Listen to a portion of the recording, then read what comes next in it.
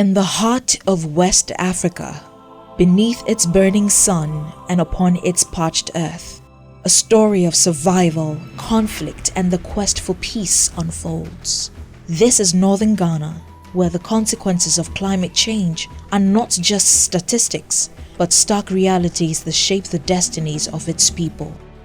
The Fulani, a nomadic people, and the Dagombas, farmers rooted to the land, find themselves at the crossroads of tradition and the harsh realities of climate change. Dams that once sustained life have dried up, leaving behind more than just barren land.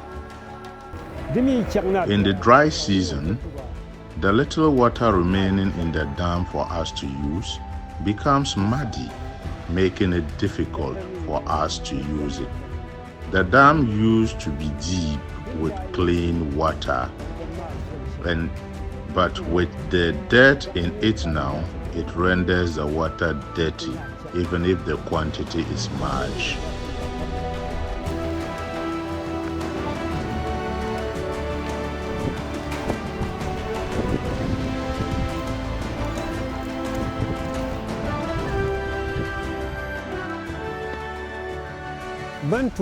As people fetch the water, some fetch it home for their animals to drink, but we ourselves do not have a clean source of water to drink.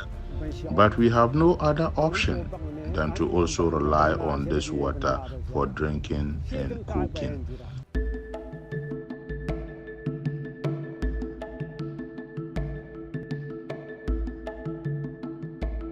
For the Fulani, migration is not a choice but a necessity. As water becomes scarce and grazing lands vanish, they move driven by the ancient rhythms of the earth and sky. But their journey is fraught with challenges. The only source of water we have is the place where we are. The small dam we can use to harvest some small water. It will take us, after when the rain stops, it will take us maybe 1 or 2 months, then it will finish. After that, we will not get any water unless we move to different places and get water for we ourselves and our animals.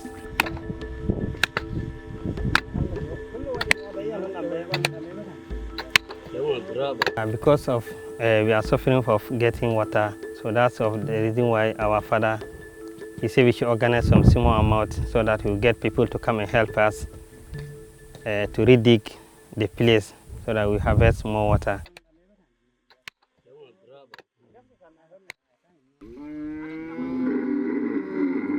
The arrival of the Fulani and their herds in Dagomba land sparks conflict. Lands once fertile are now battlegrounds, where survival is pitted against survival. Both sides bear the scars of this clash, with stories of loss and longing. One day I was there when somebody calls me. The cattle are inside my maize farm. So I went and they already go outside the farm. So I chased them with motorbike. I couldn't be able to meet them. But fortunately, I met their owners coming to the roadside. So I talked to them. Then they went back and saw that it was their cattle. So they came to apologize to me, so to forgive them. Their intention is that the grass near the farm is very softer than where they are grazing every day. So they plan to come at the day you are not in the farm, they will come and graze at the edges and enter inside your farm and graze. There are times my herd disturbs other people's farms. The reason is because the population is increasing, places where our cattle used to graze has now been turned into farms, and cattle would always graze in those places now, and sometimes they walk into people's farms. But the reason we've stayed here for long is because we are patient, and as much as possible we try to talk and negotiate with the people whose farms are destroyed by the cattle. They have some advantages to the communities and sometimes disadvantages. The advantages are that sometimes if you want cow to buy. It easily gets. But the disadvantages are that they normally destroy farmers' farm products, and sometimes kidnap people in the bush. Fulani people, they are just like us. We do everything together. We have service together. Their children even come join our children in school. They come for health service. Almost every community activity, we do it with them. The Fulbe just happen to be an ethnic group that is specialized in pastoralism. You have about 5 different types of Fulbe pastoralists. How many people are aware of this? Very often they talk about transhumans. Transhumans don't create problems for us. You have the transhumans. They come, one man can be carrying 5, 6, 7,000 cattle.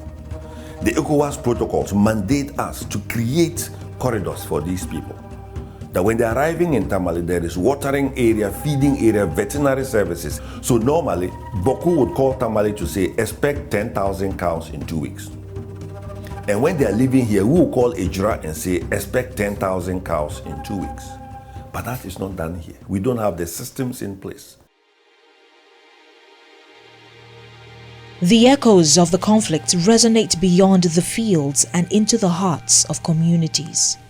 Misunderstandings fuel perceptions, but beneath the surface, there's a shared desire for peace and coexistence. Since we came to this place, Ghana, we live in peace and harmony with the people. There were many who came here. My father and his brothers, but they are all not here. Now some of us are in Accra, some of us are here, some of us are at Yape. We are a lot who came here. We don't sack strangers. We always welcome them. Strangers are very important in our land. We give them a piece of plot to farm. And when you finish farming, you give us some. Sometimes, when there is a problem or conflict, we go straight to the chief's palace. We and then the conflicted, we go to the chief to resolve it. Even if they offend us, sometimes we just have to be patient, just as they will be patient with us.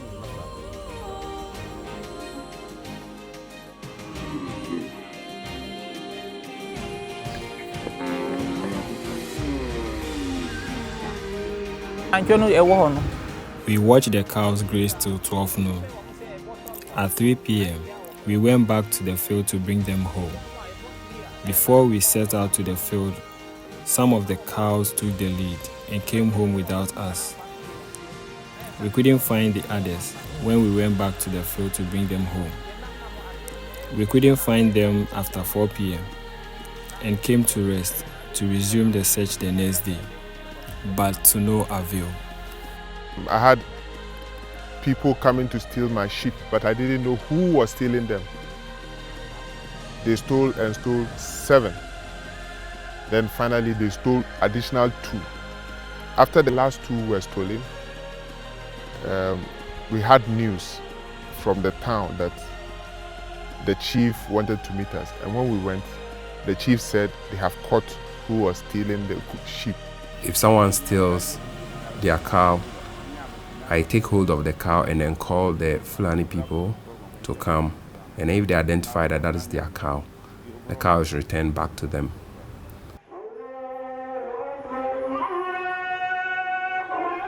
In the shadow of mosques and under the vast Ghanaian sky, prayers ascend for peace. Leaders, both spiritual and political, pave the way for dialogue and understanding. Here in the convergence of faith and will lies the hope for resolution. People think that every Fulani person is an alien. That is not the case. We have Fulanis who have lived with us. I have grandparents who are Fulani people of Fulani origin. And we would always welcome people. Those that we do not welcome are the ones that we cannot profile. I really pray that staying here in Ghana, our relationship with the people of Ghana will be cordial, just as they are amongst themselves. We have come here and we are part of you now. We are busy protecting our borders from violent extremists and terrorists. But if we are not careful, our acts of discrimination, our acts of injustice, our acts of corruption, wanton destruction of the environment will generate local terrorists and violent extremists that will take us by surprise. Conflicts is not something that we can avoid.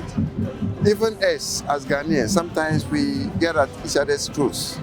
That is normal. But the only thing that we can do is to minimize and normalize relationships with each other. And that is how we can have a tranquil society. Perhaps it's not about who the land belongs to, but how we share its gifts. In northern Ghana, the journey towards understanding and cohabitation continues, reminding us that the earth beneath our feet is the common ground from which we all grow. Join us in supporting the communities of northern Ghana as they write a new chapter of harmony with the land and each other.